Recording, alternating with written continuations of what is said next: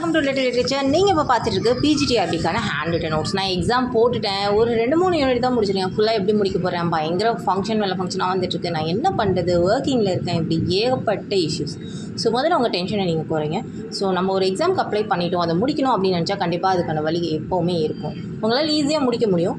உங்களுக்கான 10 யூனிட்கான hand return material லிட்டரேச்சரில் போட்டிருக்கோம். கம்ப்ளீட்டாக இப்போ நீங்கள் ஒரு யூனிட்டை படிக்கணும் அப்படின்னாக்கா என்னென்னலாம் படிக்கணுமோ, ஒரு எக்ஸாம் பாயிண்ட் ஆஃப் வியூவில் எவ்வளோ பாயிண்ட்ஸ் நீங்கள் வந்து அப்ஜெக்டிவ் எக்ஸாம் படிக்கணுமோ அது எல்லாத்தையும் கம்பைல் பண்ணி இந்த மாதிரி நாங்கள் உங்களுக்கு புல்லட் பாயிண்ட்ஸில் கொடுத்துருக்கோம்.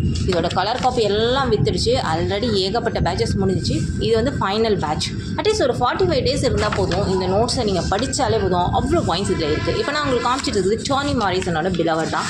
ஸ்டார்டிங் லைன்ஸ் கொடுத்துருக்கேன் அண்ட் ஆத்தர் இன்ட்ரடக்ஷன், ஒரு ஒர்க்கை பற்றின இன்ட்ரடக்ஷன். எனக்கு இது வேணாம், ஷார்ட் நோட்ஸ் போதுன்னு சொன்னிங்கன்னா கூட இதில் இருக்கும் இந்த ஃபஸ்ட்டு ஹாஃப் பேஜ் இருக்குது பார்த்தீங்களா, இந்த டீட்டெயில்ஸ் எல்லாம் அந்த ஷார்ட் நோட்ஸில் இருக்கும். இப்போ நீங்கள் பார்த்துட்டு இருக்குது டீட்டெயில் நோட்ஸ், ஓகேவா?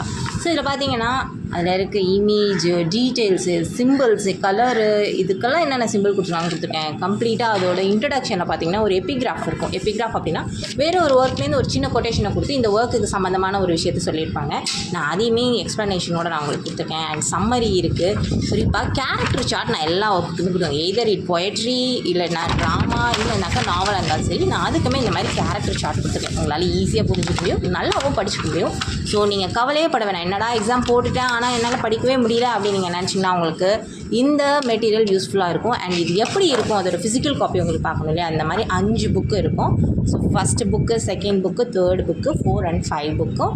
It covers 10 unit. இந்த நான் இப்போ காமிச்ச மாதிரியே தான் பிளாக் அண்ட் ஒயிட்டில் இருக்கும். வித் அந்த மாதிரி poetry lines, first line, last line, எல்லா டாபிக் ஒரு டாப்பிக்குமே இருக்கும். அண்ட் குறிப்பாக லாஸ்ட்டாக இருக்கக்கூடிய கிராமர் போர்ஷனுக்கு நிறைய சார்ட்ஸ் எல்லாம் போட்டு உங்களுக்கு சொல்லி கொடுத்துருப்பேன். ஸோ அதனால் ஈஸியாக நீங்கள் படிச்சுக்கலாம். நானே எக்ஸ்பிளைன் பண்ண வேண்டியதில்லை, அந்த அளவுக்கு ஈஸியாக நீங்கள் படிச்சுக்கலாம். அந்த அளவுக்கு இருக்கும். இந்த மாதிரி குட்டி குட்டி மைண்ட் மேப்ஸு, சார்ட்ஸ் எல்லாம் இருக்கும். ஸோ இந்த மெட்டீரியல் லிட்டரேச்சரில் கம்மி ஸ்டாக்ஸ் தான் இருக்குது. வேணும்னா நீங்கள் வாட்ஸ்அப் பண்ணி வாங்கிக்கோங்க. Really useful material for exam preparation.